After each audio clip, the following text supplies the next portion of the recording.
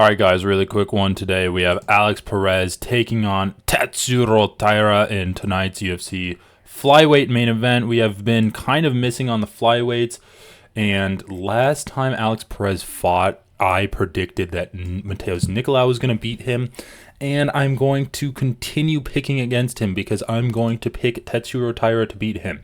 So why am I picking Tatsuro Taira to beat him?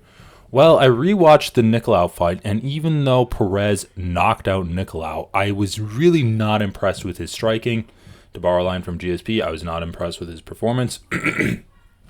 He pretty much hit Nicolau with two good punches, and while he did have great combinations where he would punch Nicolau's body, that's pretty much all he had. I actually think there's an argument that Mateus Nicolau won the first round, even though all three judges gave it to Alex Perez. But there is an argument, like he got hit with a big punch from Nicolau.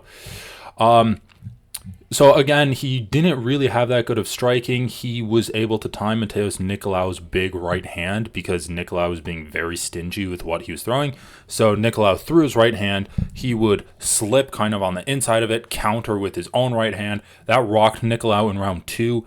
And then about 20 seconds later, he's stalking him up against the cage. He has him pinned up against the cage. Nicolau throws another naked right hand, and he does the exact same thing, slips it, throws his own right hand, knocks him out. So, great performance from Alex Perez there. Like, you can't really criticize him with that, but all I'm saying is he didn't look spectacular in his striking. He picked up on something that Mateus Nicolau was doing and capitalized on it, but he's not suddenly like a super high-level striker. That performance didn't really elevate his striking in my eyes. We can look, he really suffers against grapplers. So Davison Figueiredo choked him out with a guillotine. Alejandro Pantoja rear naked choked him in round 1. Muhammad Mokaev just grappled him to a decision win. Tatsuro Taira, even though he's 24 and has pretty much only fought unranked scrubs, still has had dominant grappling in those fights. So I think that as a general rule of thumb, if you want to be high on a prospect, that prospect needs to look really good when they're fighting the unranked guys, so that when they're fighting the ranked guys, they're going to be, able to compete. So you want them to look really good. So he decisions Carlos Candelariano. Then he armbars CJ Vergara. He triangle armbars Jesus Aguilar.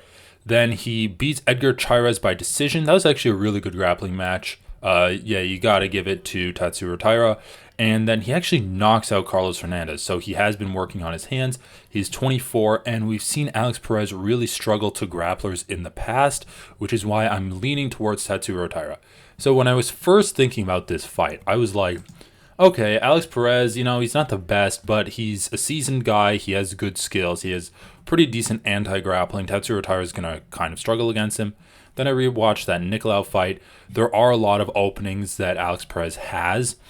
And again, Nicolau wouldn't have been knocked out if he simply didn't throw that same punch that just got him rocked. So that L was kind of entirely on Mateus Nicolau. He needed to have better striking, more creative striking, change up his game plan, and show Alex Perez different moves because Perez was just able to time him. Tatsuro Taira is not going to fall into that boat. Like, he might just spam takedowns, but spamming takedowns is completely different than throwing the same punch over and over again to allow yourself to get countered by that repeatedly. I also think Tatsuro Taira has a good chin.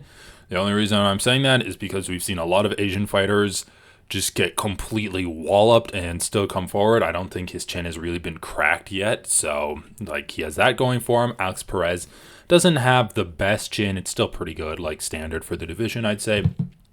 But again, I just think that he has shown a susceptibility to being grappled, either by losing rounds and then the decision that way, or getting submitted.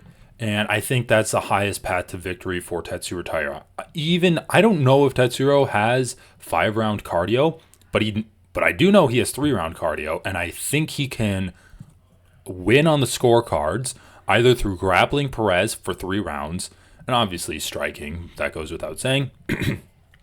So win 3 of the rounds through grappling, or submit Alex Perez on the ground. And I think that is a very high possibility.